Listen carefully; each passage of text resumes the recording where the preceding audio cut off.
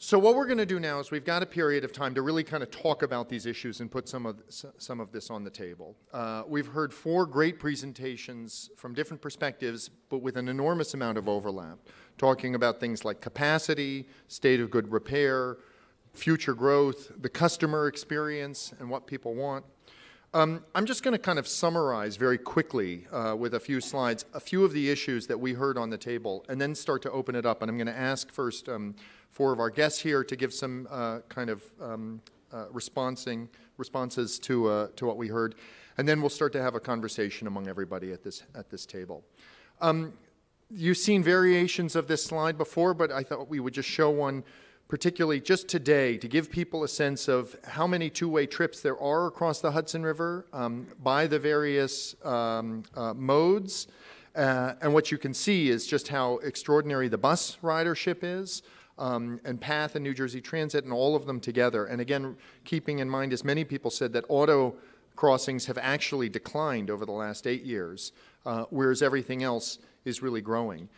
Over the last 23 years, you see this change. And again, auto crossings going down, an enormous increase, especially on the New Jersey Transit and Amtrak side, and also ferries, which have doubled ridership over the 25 years. I know Arthur Imperator is here today to join us, and we'll probably talk more about those issues too.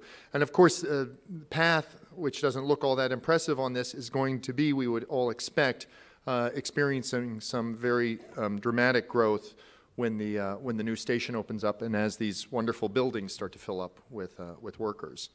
But putting those in just kind of gross numbers, I think one of the extraordinary things to think about from the entire regional perspective, and of course at Regional Plan Association we're thinking of the entire tri-state region, is that over a 20-year period, while there was literally no net new commuters from Long Island coming into Manhattan, and only 5,000 from Connecticut and 8,000 from the Hudson Valley, 65,000 additional daily riders coming in from west of the Hudson River. So when we think about building out, say, the Hudson Yards and West Midtown, that wonderful chart that had the potential new jobs and where they would be located, obviously we understand that a lot of those jobs, if people are coming from outside of the 5 boroughs, most likely they're going to be coming from west of the Hudson River, if we have the capacity. As we've talked about, we're kind of projecting roughly 50% increase in bus ridership by 2040, about 100,000 additional riders coming in, and really a doubling in rail ridership over this time.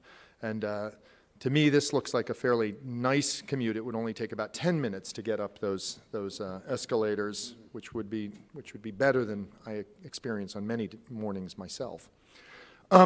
We're also faced, and there's been a lot of talk about the constraints on growth and other things that have happened, but very specifically Sandy 2.5 years ago and the flooding of the tunnels creates the potential for real catastrophe. And that if we had to lose one of the tunnels today, we would go down. It would not be a 50% decrease, but a 75% decrease in capacity, because we would need to run trains both in and out during that time. And we would go from 24 trains down to 6. It was mentioned, I think Bill mentioned this earlier, and many of the folks in this room were there also, but 2 weeks ago we had RPA's annual assembly at the Waldorf Astoria, and we had several hundred people in the grand ballroom, and we polled them. We did a little instant poll, and we asked folks to pull out their phone and choose what they thought was going to happen first. Are we going to build a new tunnel under the Hudson River, or are we going to lose one of the existing tunnels for an extended period of time? This was an audience of people who are active and engaged in this issue, an informed audience, and their response, 85% of them said they think it's more likely that we will lose capacity before we add the new tunnel. 85% of them thought that this scenario was likely to happen. That's a real crisis. That's what we have to confront. And the cynicism and pessimism of the general public is something I think we all need to be aware of here. So we have this wonderful system today, this extraordinary system that has built this incredible generator of prosperity. In some ways, maybe New York City is the greatest invention for creating wealth that humans have ever created. And we've talked about this system, and there is kind of the one clear issue out there the two, I should say, the Port Authority bus terminal and dealing with the state of affairs that Andrew Lynn talked about, and of course the Gateway, or building new capacity under the Hudson River. And I think we understand, especially with Gateway, there's some real clarity of purpose here of what we've got to accomplish. And I think it's something we want to talk about more this morning and afternoon, is how we can move the ball forward on that. At the same time, while this might seem very clear, there are a lot of other issues kind of hanging out there and other proposals. So this is not a very clear picture. But there are an enormous amount of other ideas that ought to be discussed as near or midterm options, complementary ideas to Gateway or the Port Authority bus terminal. The other modes that we have out there also. So just thinking about whether extending a subway out to Hoboken or Secaucus makes sense to try and buy down some of the bus passengers. If the PATH system gets extended out to Newark Airport, which is a project we've been very supportive of at RPA, it could also provide the opportunity to build a bus system, bus depot out there. Maybe we get some more people onto the PATH system and try and move some of them out. What about the Bergen Loop, and what would happen if we were able to provide that one-seat ride, as Ronnie talked about, for people living in Bergen County? So there are a lot of different options on the table, and this is anything but a kind of, this isn't meant as a blueprint at all, but just to illustrate how many different alternatives there are out there that are worth thinking about and figuring forward what is going to be the clear direction for this region as we move forward. So now what we're going to do is we have this terrific panel to talk about these issues. And what I want to do first is kind of turn it over to Peter Rogoff, who's the Undersecretary for Policy at the U.S. Department of Transportation, and ask Peter, because we haven't talked that much by design about the federal government, but we know that they're going to have to be an active partner in whatever we do. So Peter, would you give us some of your thoughts on this? Thank you very much.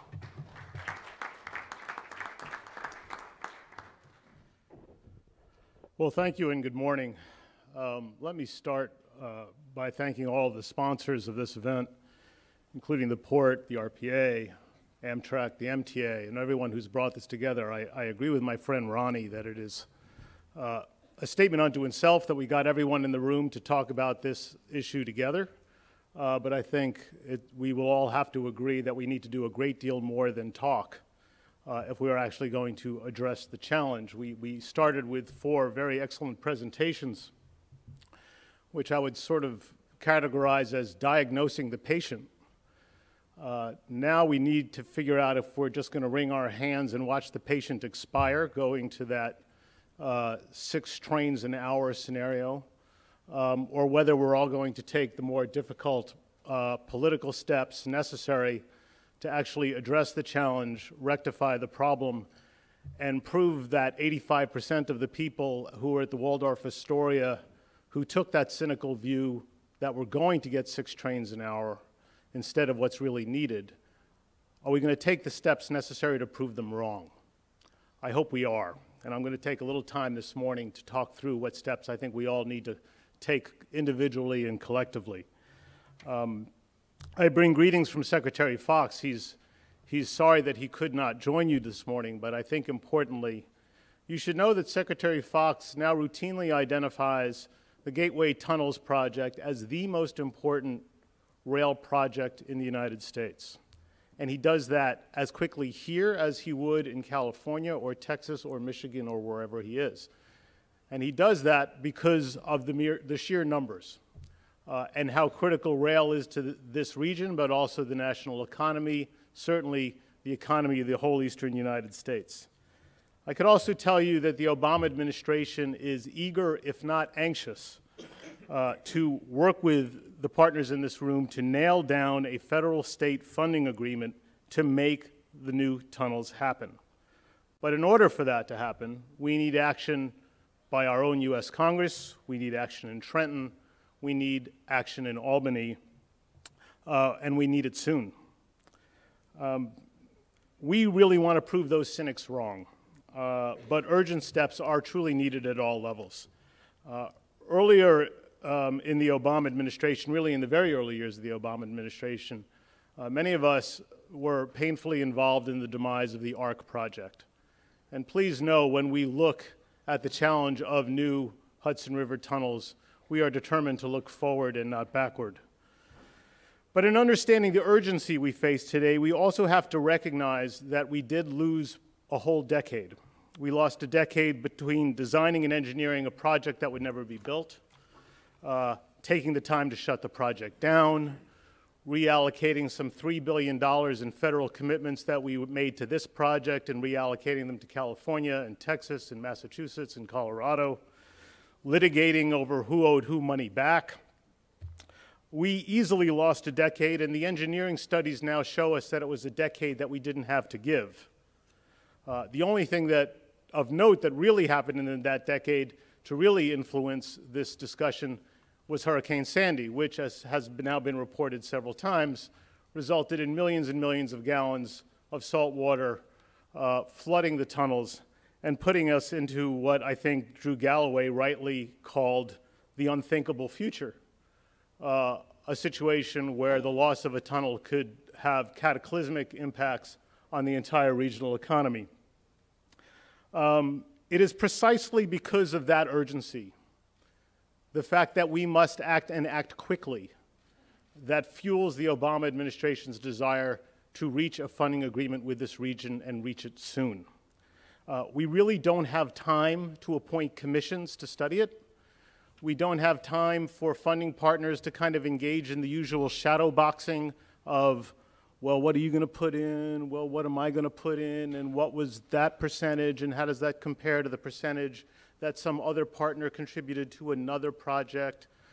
I agree with Ronnie that we need to take a look at who benefits and who, as a region, can and should contribute, and as a federal government, who can and should contribute. But we need to recognize that we need to get on with it.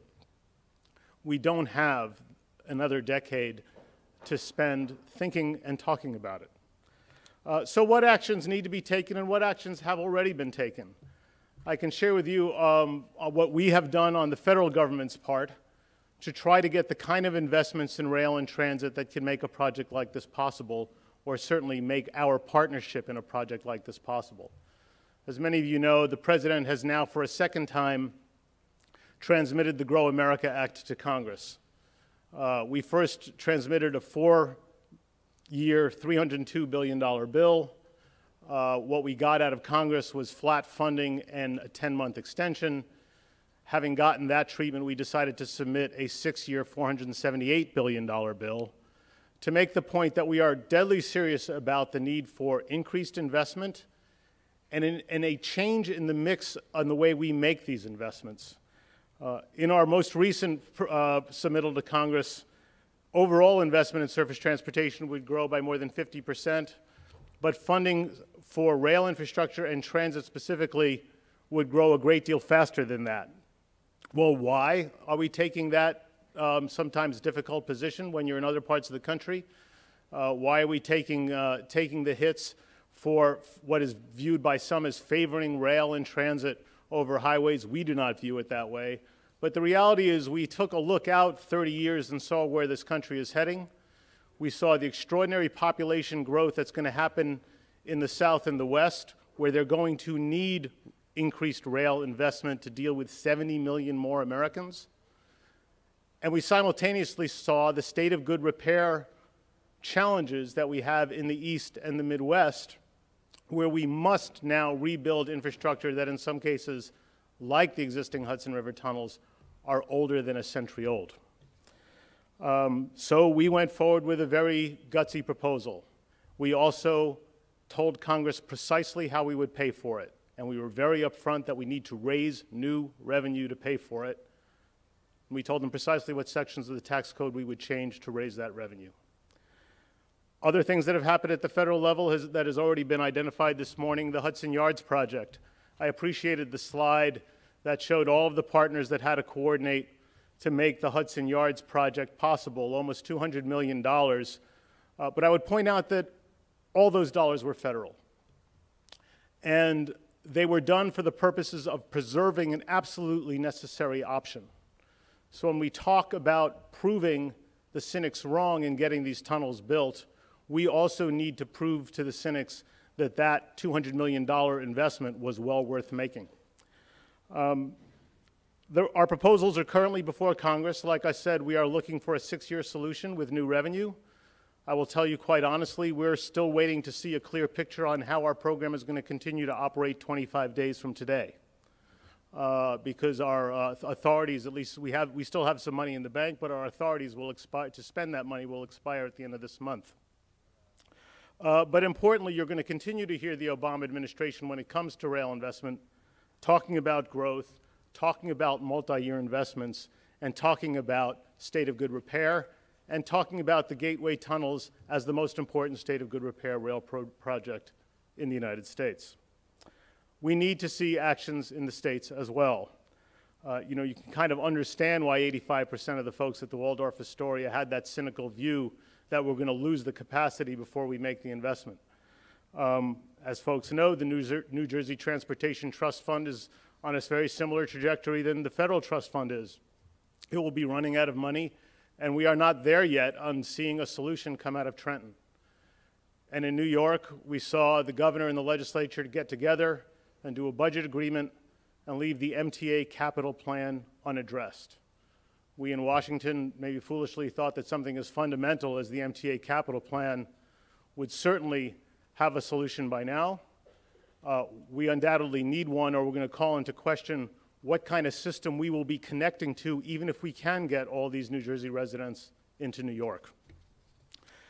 So we need action at all levels. We need actions by the governors. We need actions by the legislatures. We need action by our own Congress.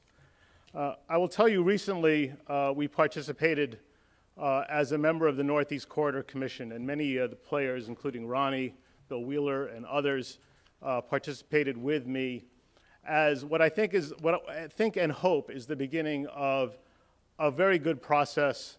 There was a lot of old issues to kind of bury so that we could move forward and look about how we could make investments together as a region in partnership with the federal government all the way up and down the corridor from DC to Massachusetts. I also want to note that we did successfully get through our first big hurdle, which was allocating the immediate operating costs of the corridor. And no state had to step up to the plate and contribute more than New Jersey. So I want to thank both Ronnie and Jim Weinstein before her and the governor for stepping up and putting additional dollars into making sure that that commitment can be made. I am hoping that this is the beginning of a broader conversation, because when we get these tunnels done, there's a lot of infrastructure sitting behind it, whether it's the corridor bridges, whether it's the Baltimore tunnel, whether it's the station capacity that we are struggling with all up and down the corridor, and all of the relevance that has to the commuter operations that are often served by the same stations, the same tunnels, and the same bridges. So let me just summarize by saying this. As I said, the Obama administration is eager, if not anxious, to reach a funding agreement with this region to get these tunnels built. Action is needed by Congress and the states to bring together the conditions that can help make that happen. I think you'll be hard-pressed to find historically a more pro-rail administration than ours. We have a president that actually stands before joint sessions of Congress and talks about the benefits that light rail are providing to the residents of Houston. It is also a fact that in 20 months we'll be leaving. We will not leave a stone unturned in terms of trying to find a way to bring together a funding package, whether it's through public-private partnerships, whether it's through rail money if we get it from Congress, whether it's from FTA New Start money if we get it from Congress, the RIF loan program, the TIFIA loan program. We want to work with you to get that package put together soon. I think it would be wise for all of us at the state level, at the congressional level, to take the steps necessary to get us to the table soon. As we pointed out, we do not have any more time to waste. Thanks very much.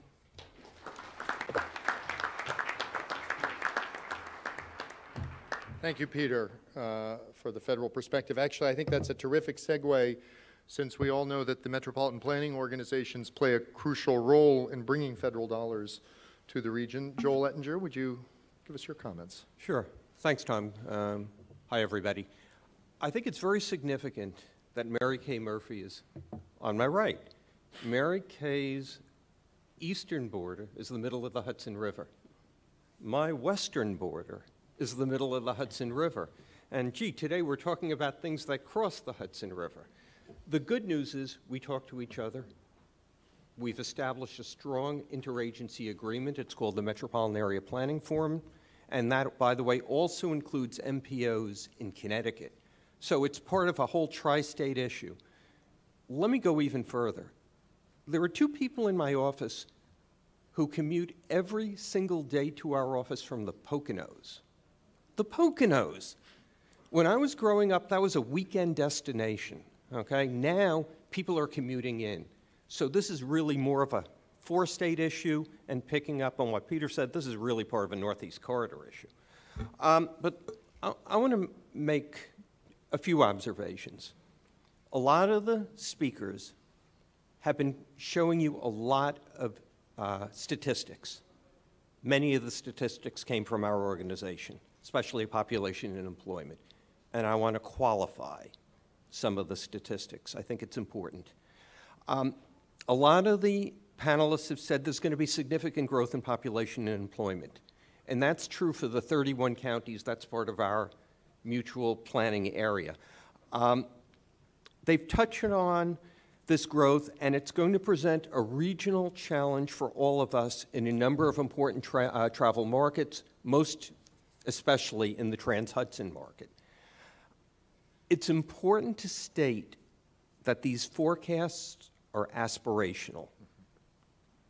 They represent a potential for growth based on our expectations, but they are not a guarantee. NMTIC's employment forecasts were developed using a combination of three national forecasts. Population was forecasted using birth and death rates based on historical data. Net migration was calculated, and a regional development inventory was compiled, and a detailed land use capacity analysis was done for New York City. These forecasts were recently adopted by our council just 2 months ago, and we're now in the process of allocating them to transportation analysis zones to use in our travel models. What's the bottom line? The forecasts demonstrate potential for growth constrained by anticipated development capacities. This is important. I don't want to duplicate what was said earlier, but here are a few more statistics. Over the next 25 years, we're going to see growth in jobs go from 2.3 million in the 31 county region to and it'll go to 13.4 million, a net gain of 2.3 million jobs. New York City and New Jersey are expected to capture 70% of the net gain in total employment. New York City and New Jersey are expected to have the strongest average annual growth rates, 1% a year between 2010 and 2020. Now, what about population? There's going to be a net gain of 3.9 million people in the region. New York City is expected to grow by 0.3% annually, which means by the year 2050, 9.16 million people. By the way, that's a lot. New Jersey expected to grow by 0.5% annually, and the lower Hudson Valley expected to have the greatest average annual population growth at 0.6% a year. If our region aspires to achieve all or most of this growth, what factors might limit that aspiration? Now, in addition to land use constraints, which I already talked about, critical is certainly our ability to move people and goods through key transportation choke points. What are the key choke points? The Hudson River, New York Bay, the issues that we're talking about right now. Improvements to Trans-Hudson travel must consider all of these choke points. The travel markets, both current and future, for both people and goods that are impacted by them, the services and facilities they include, and the interaction of those services and facilities with one another as part of an overall system. So I just want to set the stage for the statistics. We use them all over, but they're based on a number of key assumptions. Thank you. Thanks, Joel. Mary Kay? Thank you, and thanks to RPA for inviting some of the New Jersey folks to come across the river here. We're really excited. Our passports were stamped. Don't worry, we're good. We helped. We only had to help a little bit. A little bit. There's no doubt. You've all heard it all morning. We need new infrastructure. We need to improve infrastructure here. But I wanted to take a moment just to kind of remind us of another really important element of rebuilding our infrastructure, and that's really, it's going to be technology. It's going to be how do we integrate technology into every aspect of what we're talking about here. As a metropolitan planning organization, our responsibility is to look 25 years out. I bet you technology changes a little bit along those lines. I bet you there's a lot of things that we need to keep up with. And sometimes, some of us planners, some of the engineers, we're not the best at staying abreast of the change and what people are doing and what people want. I think we really need to focus on technology at every level. We're going to have to coordinate construction. If we do all this construction, it's going to have to be coordinated. We're going to have to manage incidents better than we do now. We're going to have to get information out to the commuters, to the traveling public, allow them to make smart choices, and maybe even make them before they leave their house. We need to get the public sector involved here. I think that that's a really important piece here because they're the ones that are maybe think a little bit more on their feet, can maybe develop an app quicker than we can print a bus schedule. So I think that those are some things that we really need to include in this conversation. I'm glad to hear the recognition of bus needs and how important a role buses play in Trans-Hudson. But we need to think about technology for buses, the priority treatment of buses through the Trans-Hudson corridor. We were very innovative when we put together, and Lee Goodman's here, of kind of the father of the XBL. The XBL was innovative, new. We were reversing lanes. That was 1970, folks. I don't know that there's been too many more technology advances in our bus transportation system since the XBL and how we move people. And we all know, and we've heard the statistics, bus riders account for such a huge percentage of our Trans-Hudson commuters.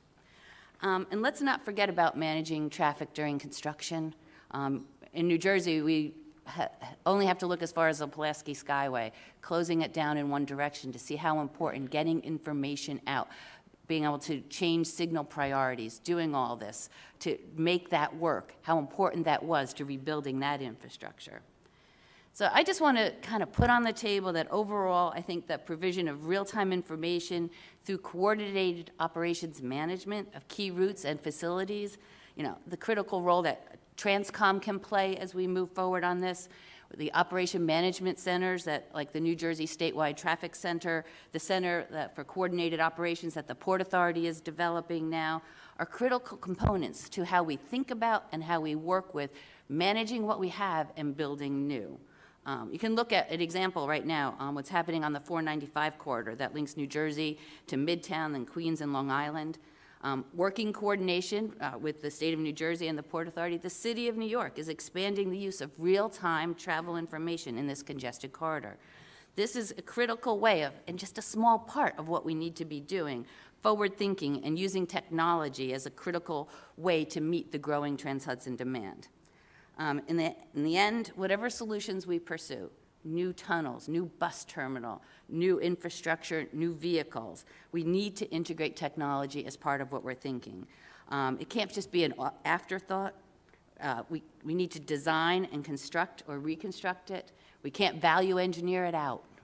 Folks, there's a couple of you might be guilty of that in the audience once in a while, and we have to stop doing that. And I would just recommend, we were talked about this being the launch of a next 12-month discussion, that there's some players missing at the table that we need to, if anybody knows somebody from Google, call them up, you know, invite them in, and let's have part of a more dynamic conversation about Trans-Hudson capacity moving forward. Absolutely. Thanks. Hear, hear. Martin Robbins, can we give you, before I start the scrum, there are very few people who've actually created a new transit agency in their lifetime. Martin has been key in that. I'd like to talk about that a bit. I want to say first how gratified I am that this event actually took place. And I want to thank John Degnan and Tom Wright for what they've done to give us the opportunity, this refreshing opportunity, to hear all of the issues in an honest way that have been building and are now reaching a point of true urgency. And I'm also very, very, I want to say that the presentations were very insightful. Someone asked me a little while ago whether I learned anything, and I say it was great to look at all that material and see the facts and really be able to put it together in a fresh way. And I also want to say, direct my remarks to Peter Rogoff, that his comments were extremely useful and unusual because we haven't had the dialogue with the federal government, and that's probably not the federal government's fault, but we haven't had that dialogue, and it's very encouraging to know that the Obama administration has such an earnest interest in our well-being, and we certainly need all the rooting interests that we can get. The thing that struck me in reading the materials is that our system of Trans-Hudson transportation, the fixed facilities to Midtown Manhattan, which represents this vital link, is not at all a robust system. It is really just a few limited arteries for public transit and motor vehicles, and their capacity has been exhausted. And we have to come to grips with that. And there's been, over the last 20 years, a concerted effort, and I was part of it in the early days of New Jersey Transit, to squeeze as much activity through the key transit facilities as we could. I look back on the rail investments that were made in the Northeast Corridor back in the 1980s and 90s. And it's really remarkable that the number of people coming by rail into Penn Station is now triple what it was in 1976. I mean, those kind of numbers are just unreal when it comes to transportation improvements. And you think about Midtown Direct and the Secaucus Transfer, the Montclair Boonton, and all the other improvements that have been made. It's really been a remarkable situation. But now we're at this point where there is no longer any room. And so we have a desperate need for infrastructure investment in rail. And I think that the Gateway project is our passport out of this nightmare that we could be facing. And from a point of Amtrak talked, of course, about the intercity value of the Gateway investment, but we can't lose sight of that at least a dozen, maybe more, the peak hour trains could be added to the New Jersey Transit Service. Ronnie appropriately mentioned one-seat rides. My Raritan Valley line would benefit, but also the Bergen Loop, which is not talked about very much, would be, in my mind, an inescapable element of Gateway. And there would also be another real diminishing part of living in our region, which is weekend service. Gateway could restore weekend service to a level that the public demands, but we have so few trains able to operate because only one tunnel is in operation. The Port Authority bus terminal, we're also obviously at a crisis level there. And in my work life, I've had a lot of conversations with New Jersey Transit and Port Authority operators who have done a Herculean job in taking management steps to temporarily end the chaos in the evening peak hour. It was really bad as of last year, but order has been restored at some considerable cost. But with the development pressures west of the Hudson River, which Ronnie mentioned, bus managers are trying to they're in a situation where they're trying to limit the growth in bus trips to the Port Authority bus terminal. That is not a place that a bus operator wants to be. It's a very, very difficult environment in which to function.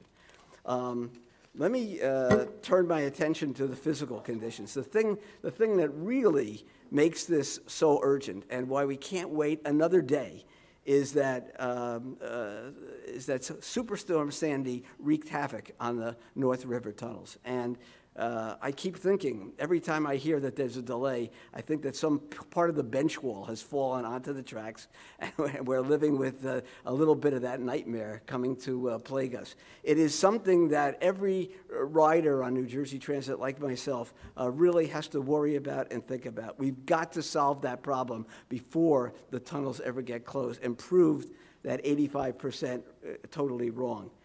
So we're in a race to build additional capacity, and to know that the Obama administration understands that we're in that race and is there to help and spur conversation and action is very, very encouraging.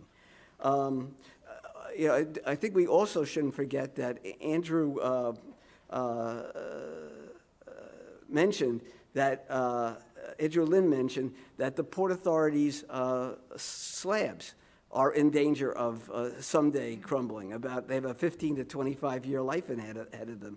And so we are in a race there, too, to solve that problem. And the financial consequences of that project are obviously very, very daunting and have to be put into maybe a bigger package, a bigger set of issues that this region needs to engage the federal government about, because the Port Authority has been a wonderful resource for all these decades to do all these things for us, but there's a limit to what it can do. It doesn't print money.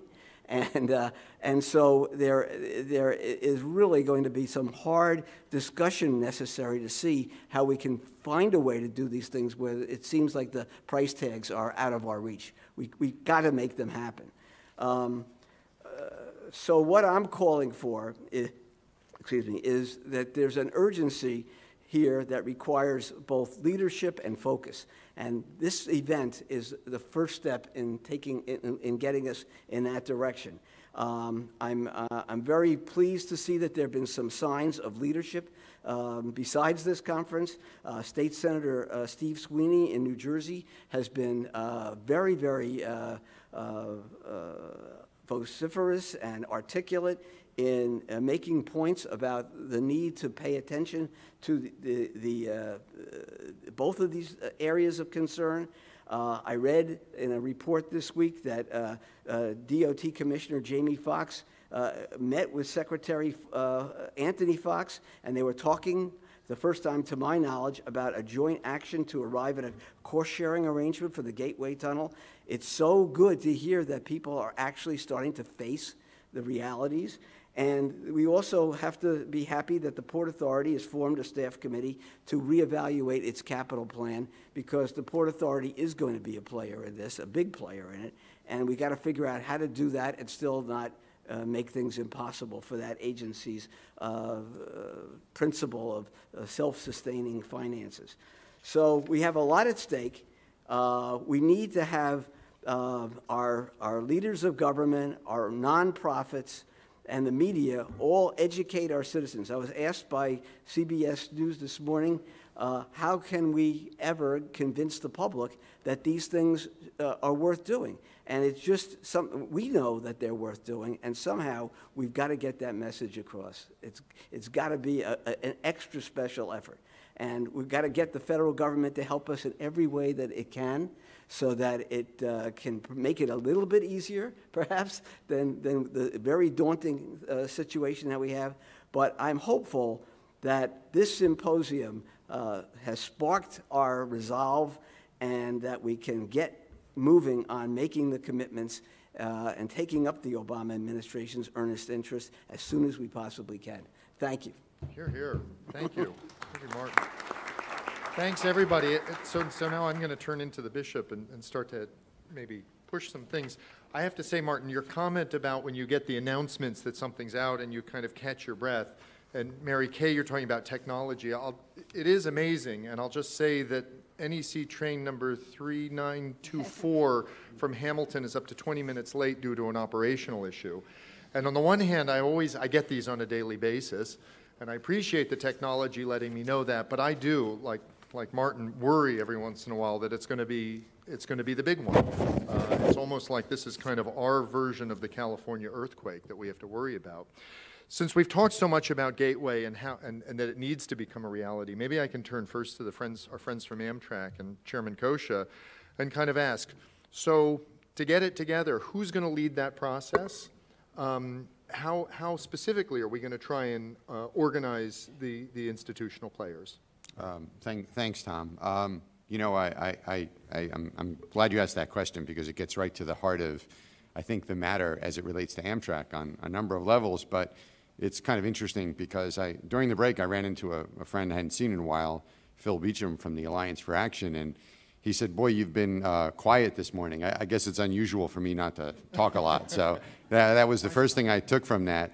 But then I sort of thought to myself and said, well, I've been here for several hours and I've heard the chairman of the Port Authority, the vice chairman of the Port Authority, leadership from the MTA, New Jersey Transit, are preeminent experts in transportation planning, RPA leadership, and of course, our great supporter and friend Peter Rogoff from the U.S. Department of Transportation, all say that Gateway is not a project. It's not something we should think about doing. It's not just on some list, but it is in fact the key priority for this region to achieve what needs to be achieved from a mobility standpoint.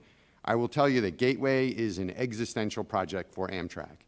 It's actually a great time to be at Amtrak because the last 4 years of Amtrak have been by far the best years from an operating and financial performance for our company. We are in many, many ways breaking records on an annual basis. We're at the highest levels of ridership, the lowest level of need for operating subsidy. We're investing in the system by replacing the Acela system that has been very successful. We've begun a very expansive station development initiative around the major cities where we operate.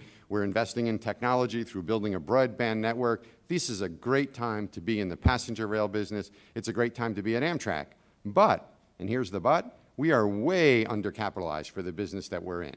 And Gateway represents the perfect framework against which to look at that level of low capitalization because everyone agrees that it needs to be done. I never run into anyone who says, well, it's really just not that important a project, or maybe we can do it this other way.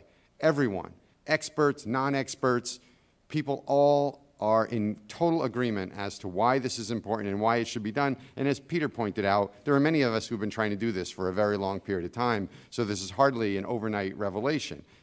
But what's really lacking is clearly, you know, the easy answer is what's lacking to answer Tom's question, the funding resources. But I think what's lacking to some degree too is the things that we know have been a cause for why we have so many of these infrastructure issues that are out there. And it kind of comes down to the concept of leadership. But maybe I'll be a little more detailed than that. First of all, we've had a real problem with priorities. Everyone has their own project that they think is important, and so in the inability for anyone to show leadership, to establish priorities, we end up doing virtually nothing. So that list of priorities gets longer and longer because there's no one who shows the leadership to do something about it. Secondly, we have to build upon the institutions that we have or strengthen those institutions so that we have the ability to get through some level of execution. I mean, the reality is that projects don't build themselves. Someone has to build it. And in that context of who builds it, we have to look at the great institutions that we do have here in this region and nationally. The Port Authority, MTA, New Jersey Transit have all had great successes. We need to build on those successes or create institutions that can take that on.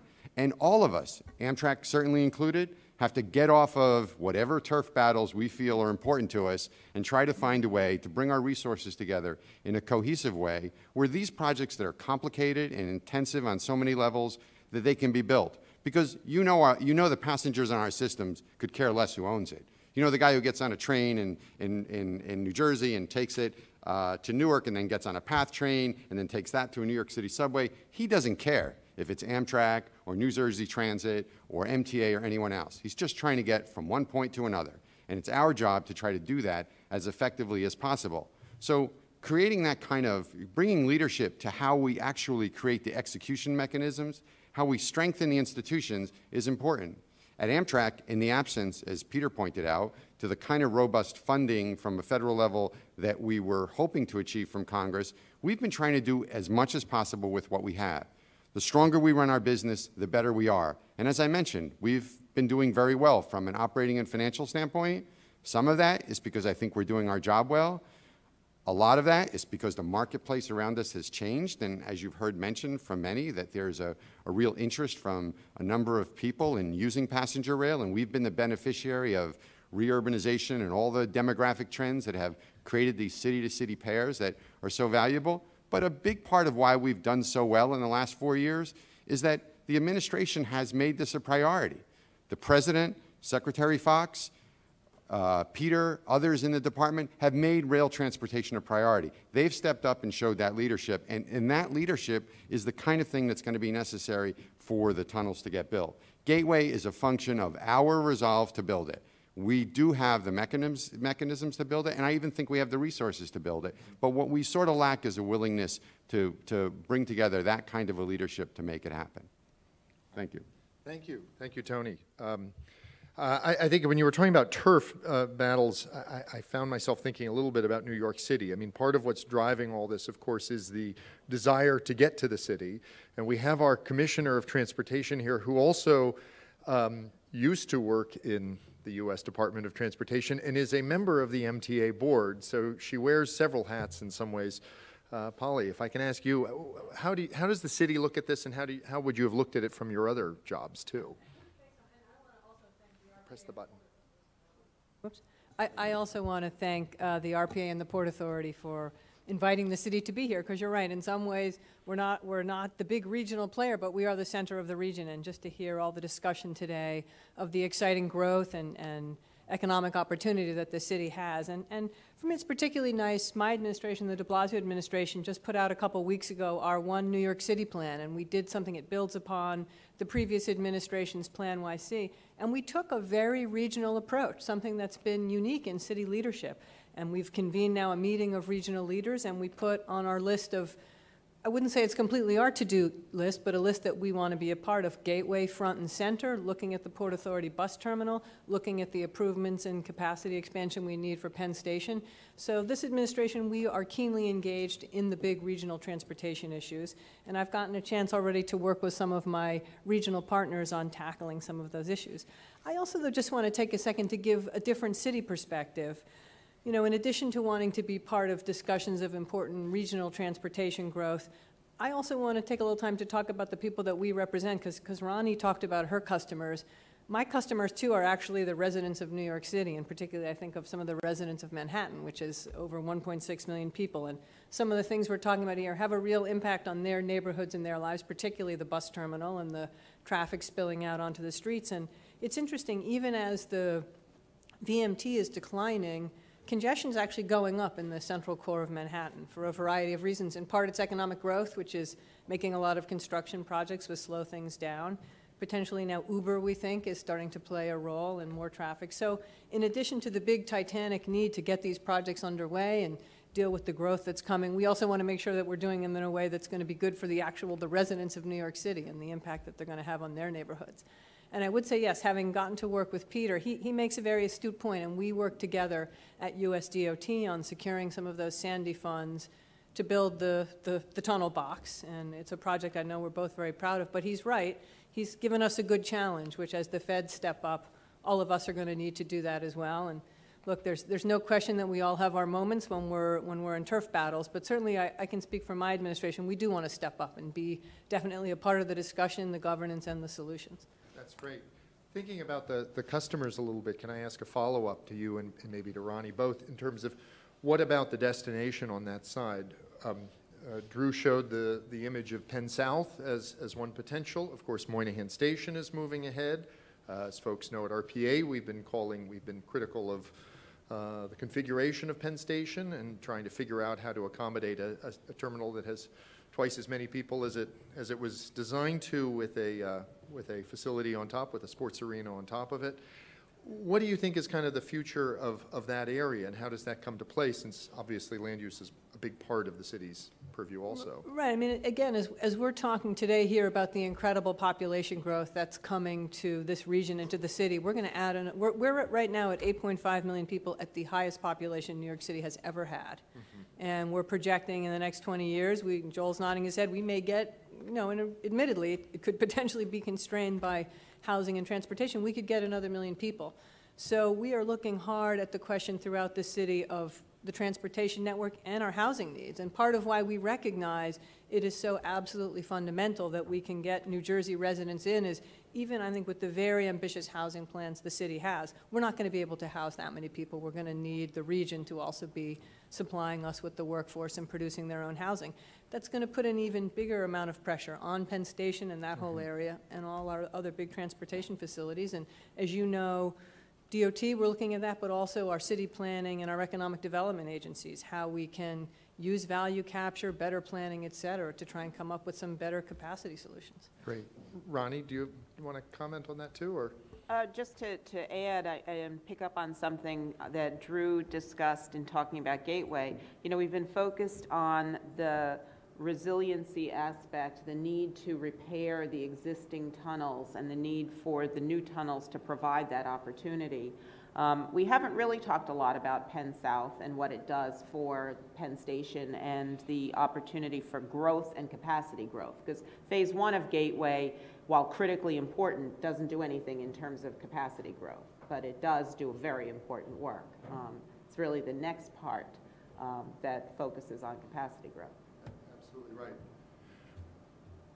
Other folks want to jump in here, or I'll keep going around? Lee. Yeah, and I just want to respond a little bit to Tony, and really I think the next step for us from the civic side, from RPA side, is what more can we do to help with that leadership. It really is impressive to hear you speak and feel that at the end of the day you think we can get to the resources. It's not, it's not without reason. And again, my remarks, noted that from a fourth plan, 25-year standpoint, we need to take a look at, some of these things. But point well taken, Tony, in terms of we have to make sure that those are not a distraction from getting this done. So what is on the to-do list, if you will? I mean, we're delighted that Chairman Degnan with Vice Chairman Reckler is saying, okay, the Port Authority is now coming here. We're ready to step up to the plate, provide that institutional leadership, the institution that you once ran as chair. What's our to-do list here? I mean, I have a sense, having been in this space, about the role that the media has to play in terms of making this a priority to the two governors who play this crucial role. Is there anything more that we can do in terms of dealing with the two governors, the mayor, the other electeds, legislatures, or reinforcing with Peter the issues on the Hill, also with Senator Schumer? What's the to-do? What is the to-do list from a civic standpoint? Sure. Let me sort of follow up on Lee's question. First, let me say that it's sort of inaccurate to look at Gateway as something that we're waiting to start, in the sense that Amtrak, as I mentioned, to Amtrak, this is a absolutely critical project on every level.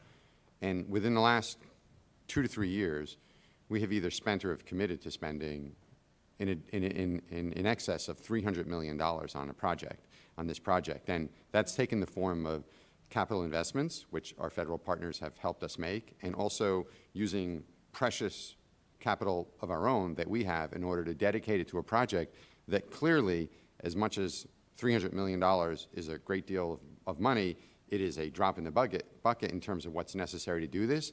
But it shows you the level of resolve we have about the time frame associated with this, because time is not our friend here.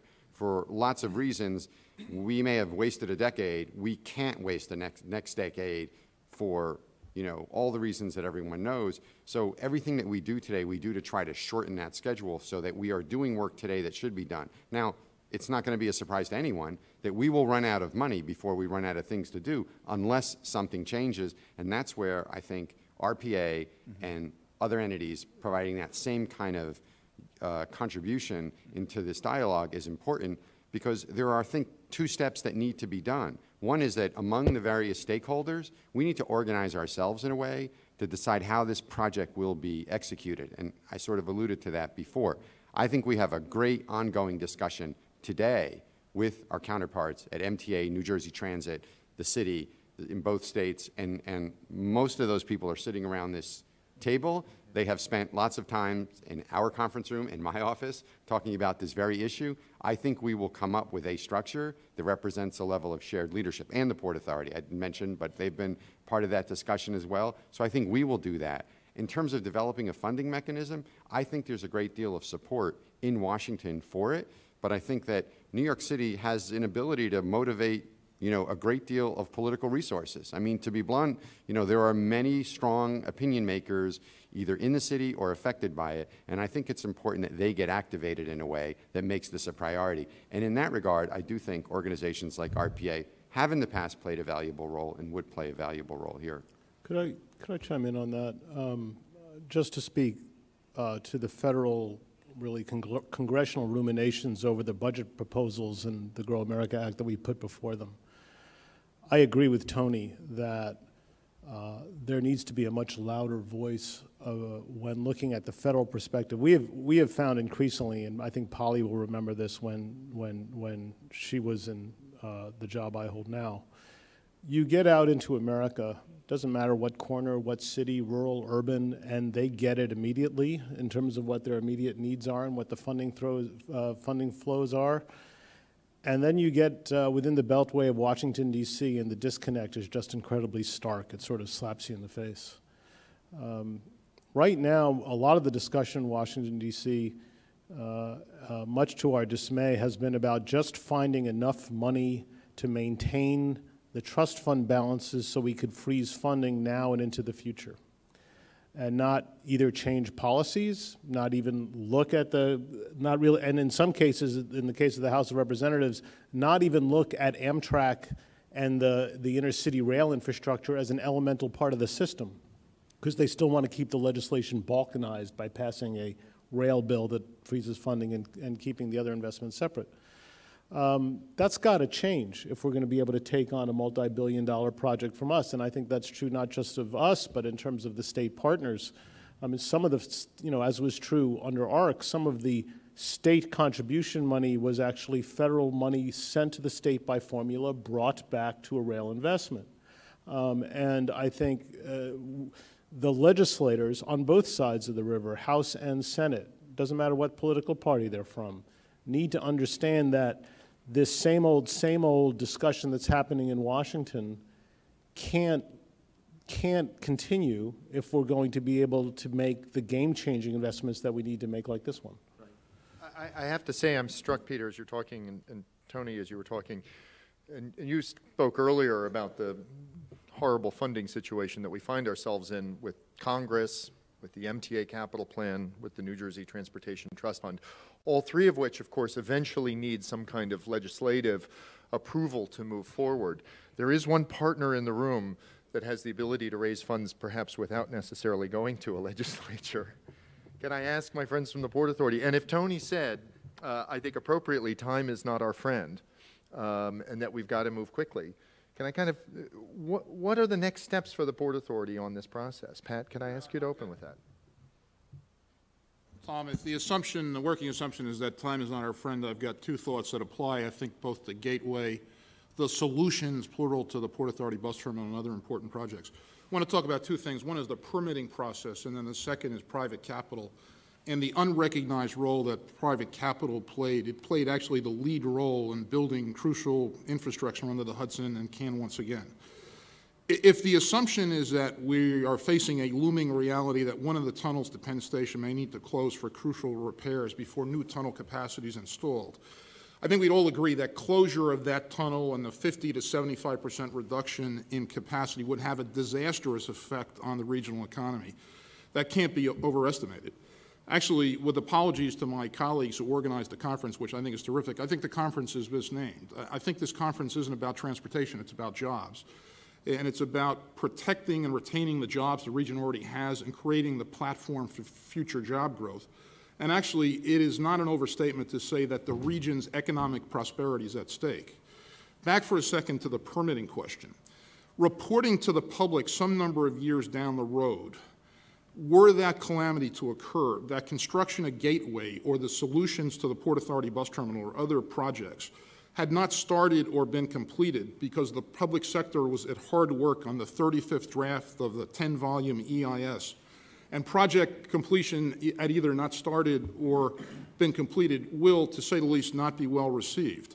So if we really believe that Gateway and the solutions to the Port Authority bus terminal and other projects are critical to job creation and retention in this region, and that we're playing catch up, and that, as Peter Rogoff said, we've lost a decade, then we have to have a permitting process for these projects, at least, public transportation infrastructure, that recognizes that time is short, that new rail capacity and taking cars off our road are important, essential environmental goods, and that we can't spend years and decades and hundreds of millions of dollars in EIS land while capitalized interest clicks away and the cost of construction quietly escalates, and worse, nothing gets built.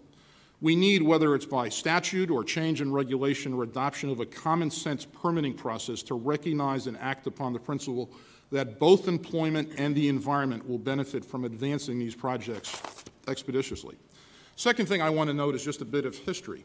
The old Penn Station and the tunnels to Penn Station and the path tunnels to Manhattan were all built with private capital. Same's true, actually, of the Grand Central Terminal on the east side.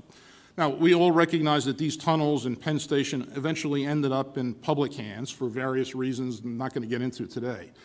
But we need to remember that private capital once played not a role, but the lead role in building crucial infrastructure under the Hudson and can once again. Footnote, I commend to your reading a terrific book called Conquering Gotham, which is a readable history of the building of the old Penn Station and those tunnels to Penn Station by the Pennsylvania Railroad.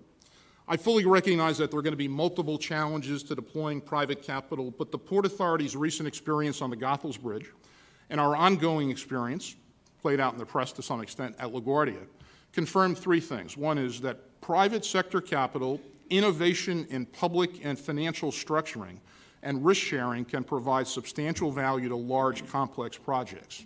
So, Tom, if the goal and the recognition is that we need to move expeditiously and that the time for dialogue is past, I think that both reform of the permitting process and introduction where it makes sense of private capital will help on the timing issue.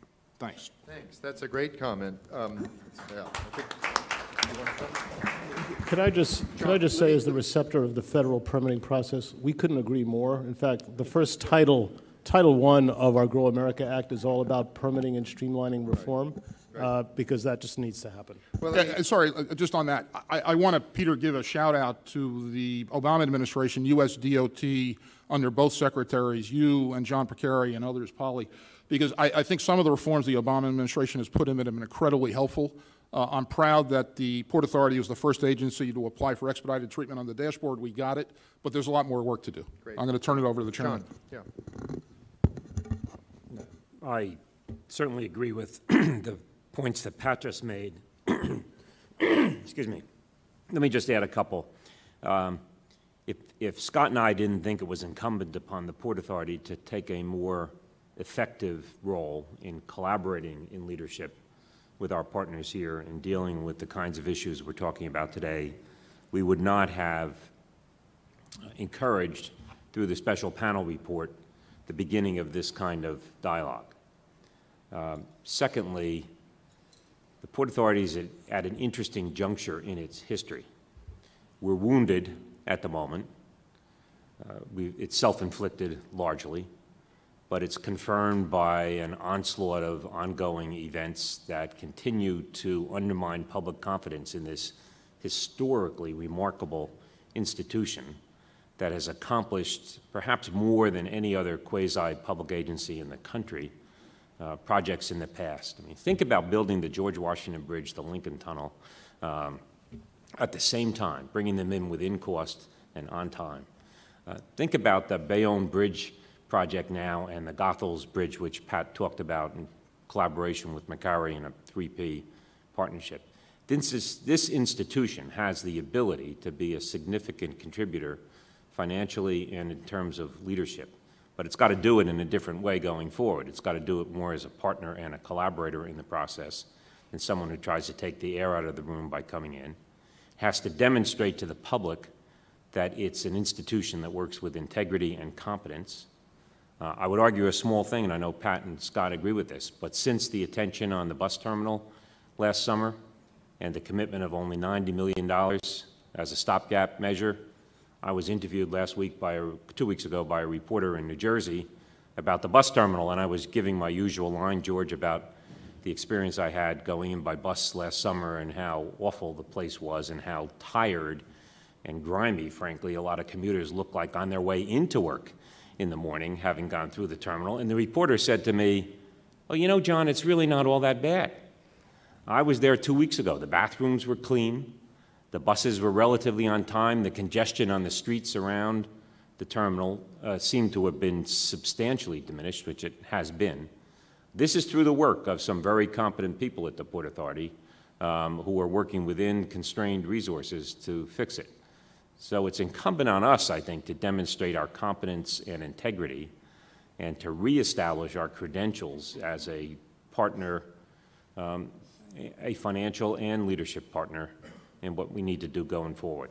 Last point I would make is Scott and I on the panel wrestled with the issue of resources. Scott is the chairman of the Capital Planning Committee of the Port Authority, which later this year will be revisiting the 2014 adopted capital plan. There are an incredible array of competing demands for that capital, including, importantly, a lot of state of good repair commitments that we cannot overlook in the interest of dealing with these larger issues. But we're going to have to do it. We're going to have to do it in the context of raising more money than we've been able to raise in the past. Can we, without diminishing our highly valued credit rating substantially, engage in fundraising through bond issues that are different and more creative than the 1952 bond covenant that we continue to use to reliably raise money, but not as much as we need? And the last point I would make is, it is truly astonishing to me as a person who is not a very good politician, otherwise I might have been elected, to have seen two governors agree to an extensive set of Port Authority reforms, including the first CEO of a company, which we're outside recruiting today, and the rotating nature of the chairmanship of the Port Authority, which may, if one wants to be optimistic, allow us to speak with a more regional voice than we have in the past, which is, I think, a critical component of all this. So there is a commitment in our being here today. We need to continue to regain public support, and in the process, get the governors to allow us to do what we want to do. That's great. Thank you for those comments. I have to say, from RPA's perspective, of course, we've always been strong supporters of the Port Authority, and the recommendations that your panel came up with, we really think are moving in the right direction. I'd also say for all the challenges that the Port Authority faces right now, anyone who was in New York in the early 1970s knows that situations can be improved, because the MTA was certainly, you know, for everything that we're facing right now, I think not as tough as the situation that New York City and its subways were in 40 years ago, and we have come out of that.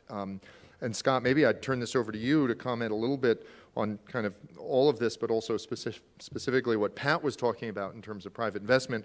I'll just point out that, of course, the famous story of the MTA was that a real estate developer became the chairman and figured out ways to tap into new revenue sources, which were critical to fixing things. What do you think about these issues? No, I think Mary's comment earlier about someone should call Google, which is a client of mine, and Pat's comments about jobs, I think is really right on point, because people, as I said earlier, companies come to New York because they want to take advantage of the talent pool that exists here. And actually, as you see companies, even when they're choosing where they're locating, it's where can they be able to attract and retain the best talent. And so I think part of our challenge, and this is where I think people in this room, because we're singing to the choir, everyone here knows this problem, but I'm not sure everyone knows. If I went down to sit down with Google and say, we got this Gateway Tunnel problem, they may understand what I'm talking about and the implications of what that means. And I think where we could be effective is changing the narrative of this issue from the technocratic side that we have it to about the health of the economy, and that, you know, that this is the most important resource we have is talent, and you can't get your workforce to come to New York if you don't have good public transportation, and we're not going to have good public transportation. And the more that people understand that, they're going to say, wait, I don't really want to locate in Midtown if I run the risk that we may have a tunnel go out and I may be down to 25% of capacity and my employee base can't get there. And I think they'll change that. And I think, you know, the mayor's office, I think just recently, and as Polly said, began to focus regionally, even the housing problem, right? The housing issue isn't a New York City issue. If you look at New York City and think about the density of New York City, it's something like 25,000 people per mile. If you look at the region, including New York City in that region, it's 2,500 people per mile. And you look at, that's like California's 2,500 people, the LA, 2,500 people per mile. So there's capacity outside New York City. And the thing that's interesting, and I was glad to hear people talk about, one of the things that we need to do is to look to where we have capacity and try to figure out how to use it more thoroughly. Because we do have good capacity on a lot of rail systems in historic downtowns in the New York tri-state area that we should be revitalizing, putting more housing there, more density there, to bring them back into New York. We do have capacity in our ferry system that is underutilized, and finding ways that we can make our ferry systems more effective. So I think, you know, to me, it's widening the lens and changing the narrative. And the narrative's got to be that this is vital for our economy and jobs. And if companies realize that then they run the risk of not being able to have their employees here and find housing that they can afford and transport themselves to work efficiently and comfortably, they're going to say, I'm not going to locate here. And if they're going to say they're not going to locate here, all of a sudden this priority is going to be brought up to the forefront as something everyone understands, and we're not going to have to wait until the tunnel has to close and we're down to 25%. That's great. Thank you, Scott. You know, I'm thinking, before I open it up, and I will go to the audience for questions in a sec, maybe that's a nice segue to kind of, without taking away from the importance of Gateway, this conversation has really been about one project. Assuming we are moving forward on that the way we need to, at the same time, there probably need to be some other complementary things looked at, short, midterm kinds of proposals. And maybe if I can ask some of the folks sitting over on the side, what other thinking is being done about, and I'll throw out, the extending one of the subways out to New Jersey, or extensions of the Hudson-Bergen light rail to bring more people into it, or extending the path out to a potential bus depot or other systems like that.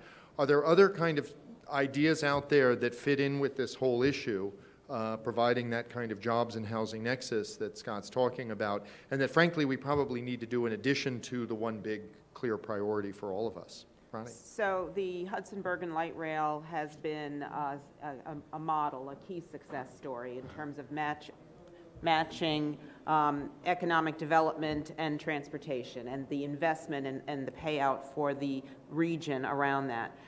We talk about expanding that light rail system. What do we need? Money. And then I would pick up on something that Pat referred to, which is private capital and the investment and creative financing around private capital.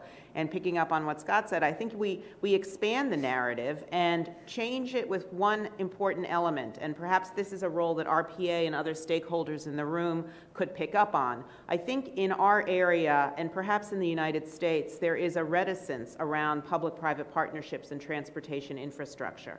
I think there's a public perception that we would be handing the keys to these important public transportation assets over to private companies who would not have the same interests that public owners and operators do.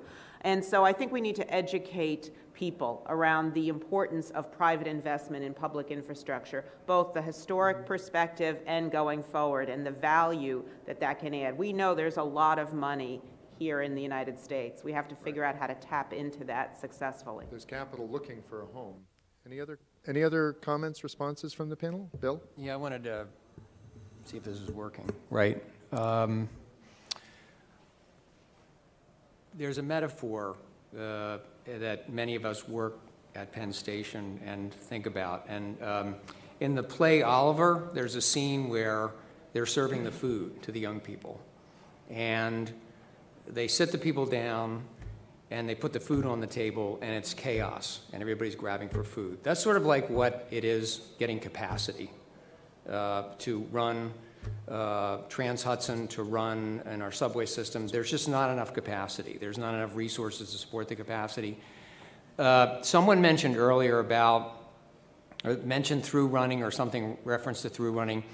I think someday if we can solve some of the initial problems at Penn, I think it's worth trying to operate Penn more like a station than a terminal. It is a station. If you read the book, actually, Jill Jonas's book, the best chapter is the last chapter, where she talks about after everything is constructed, rail service begins, And then literally within months, people realized that it wasn't designed for how it's used. And it is a station. And it's not so much that somebody is dying to get from New Haven to Trenton and vice versa. I mean, the markets out there are there, but they're relatively small. But could we operate it together, maybe even more in unison? Maybe we have an operating company someday instead of 3 separate railroads or 4 separate railroads. But could we operate it in a way that basically runs like a station? Right. And, you know, there's all sorts of benefits to it. The Europeans do it and so forth. But it's a way of squeezing more capacity out. You have to have more capacity to get there, things like Gateway and more yards and so forth. But I think that when you think about it and you think of how long it's taken us to build some things, right, like 2nd Avenue, East Side Access. I mean, yes, innovations are needed in how fast we build things, but investing in better signals to get throughput, more throughput through an existing structure, or operating it differently in a more collegial way would go a long way to meeting some of our problems. So I would like, as people leave this, to not just think about capital solutions, but to think about operating solutions. Great.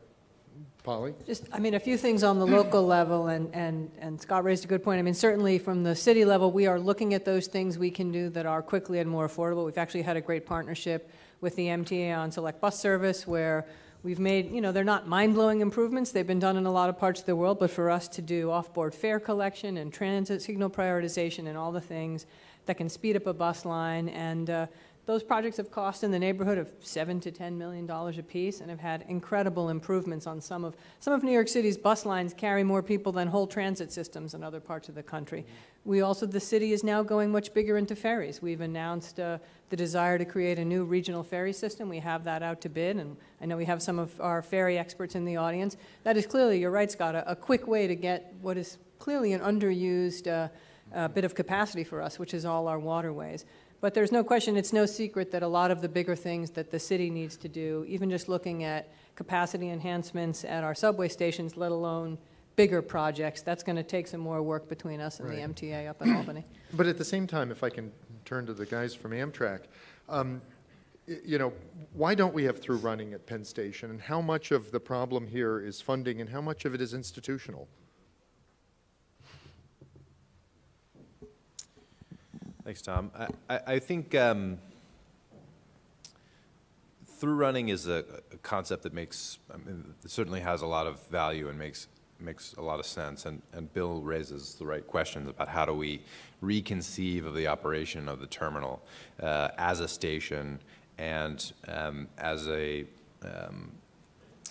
asset that can not just do the things that it's been asked to do for decades, but really do what needs to be done for the decades ahead. Having said that, there are a lot of both technical challenges, and Bill alluded to them in terms of sort of mainline capacity and yards in order to accommodate this. There's also a whole question about markets and aligning the right capacity and the right resources to the right parts of the region so that the capacity you're creating is actually the capacity that's needed. So that's not easily done, but I think our central sort of point on this is that with the capacity that Gateway creates, eventually, we open up a whole new set of options for integrating this station and integrating all of the services in the region to provide the kind of value and growth that's going to be not just desired, but in fact absolutely required to meet Pat's points. I'll push back. So would you say through running doesn't make sense until we have the capacity of Gateway, or is it something that we should think about also as a shorter medium term? Well, I think there's some limited possibilities in the immediate term. Well, and I guess I'll be the black sheep here, but we've done an extensive analysis and with the participation of the partners and gone through it, and without accompanying physical changes to the station itself and how it functions today, frankly, through running, if you turned it on tomorrow, would degrade capacity. It's the way the station works. It's the tremendous volume of people getting on and off the trains. And so it's not a very simple process to create that. You really do it to integrate the fabric of both sides of the river and both sides of the station to create that broader region. But just on a mechanical basis right now, it doesn't work if you turned it on today. I would actually agree with that. I think there's some definite capacity enhancements that are required. I think, but beyond that, once we get those in place, the long-term future, think imaginatively about operating it. Could it be operated differently than it is today? Because we all, as I said, going back to the Oliver metaphor, when you think about how all those kids scrambled that's how we scramble for capacity. Absolutely. I just wanted to add one, because I think this conversation illustrates a number of points that we've been talking about more generally. One is that, these are the types of things that, people look at the system and they say, well, why don't you have more through running, because it would just make the trip easier for commuters, and I can understand that. And the real reason for it, that you've heard people with far greater technical expertise than I have say, is that we've so underinvested in the system, and everyone has invested in such a disjointed way that our ability to just flip a switch and let people run their trains through each other's systems is just technically not possible. And that sort of illustrates why it's such a mistake to have us operating in silos and not create the kind of interoperability between us, and being almost forced to do it as a condition of making those investments, because had that been done for the last 50 years, we wouldn't be dealing with this issue. And then secondly, to say that fixing it now, and we think Gateway is the framework within to fix it, also creates opportunities to get back to the point that I think Ronnie was making, and also Polly, which is that, as we reimagine the way the stations look, and we are looking at our critical stations in New York, Washington, Baltimore, Chicago, and Philadelphia, where we have critical real estate assets around it, and we have no interest in being in the real estate business, but we see it in a transit-oriented development possibility of being a way to capture some value that does allow us to attract private investment. So some of these fixes are sort of tied into the same notion of trying to create better cooperation between different entities that have historically delivered the transportation service, and creating a better value capture mechanism to allow private capital to be invested, as well as identify who's really benefiting from the improvements, so that the value that is enhanced actually bears some responsibility for the cost. We have a chance here to do this right now, and this sort of illustrates why we can do it right from this point forward. Great. Thank you. Here, I'll go to Lee and then Stephen. Yeah, I mean, I was the one who raised the through running, and actually was the one who asked Bill to initiate that a few years ago. So remember that, Bill? But Lisa's working to football games, one train, but right. yeah. Right, but it was a start, and I think an important start, as you pointed out. And I think the key there is that you need to have political and institutional leadership. We are aware of the technical issues, and not just technical, huge institutional issues in terms of working with New Jersey Transit, MTA, Amtrak, and so forth. But I think those are solvable. I think this conference is a significant step forward. I think everyone knows, in looking at this issue, there have been huge political and institutional barriers in terms of working this through. Again, credit to the leadership on this side of the table that brings all of us here to begin down that road. I think if in getting the support of Governor Cuomo and Governor Christie and the mayor and the other legislative leaders, that they can buy into this agenda and recognize that it is as important a priority as we do, I have no doubt that we can first deal with the immediate issues of Gateway. Tony has indicated that he sees a path forward, and then fill in the rest in the context of the 4th regional plan, the other pieces that need to be filled in to complement Gateway can be done. So that's how it looks, here. Stephen and Joel? Yeah, I think an important thing to sort of, important frame to have in mind here, and Pat brought this up earlier, is that really all the institutions, the rail institutions, were designed as preservation mechanisms to take over failing private assets, right? That's the history here. That's how all of us were created. That's what we were designed to do. It was to essentially preserve things that had been created by others generations ago. And then slowly the tide sort of started to turn, and all of a sudden this sort of these cast-off hulks, in a way, that the public inherited started to become of more value and become actually essential. And you know, so each of these entities had to take on sort of first and foremost, the kind of main muscle it had was a preservation muscle, a sort of maintenance muscle. Let's keep this thing alive, right? And then all of a sudden it's sort of like, wow, people actually want to use this system. So we had to start to develop some capacity and growth skills and muscles. But we really are, as institutions, we're structured, you know, that each of these sort of elements failed in its own time and way. And so different things were created to take pieces of it. No one in their right mind would create the structure that we have today to operate these assets. But should we then think about I mean, let me just, right, well, we're in a moment yeah. when the Port Authority is going through a dramatic restructuring, has put out a paper which called for really changing the way it does things. Should we think more broadly about restructuring some of these institutions? Well, right. To So deliver this? I think what you have to do is essentially we have to recognize that as a business, we're now in the business of having to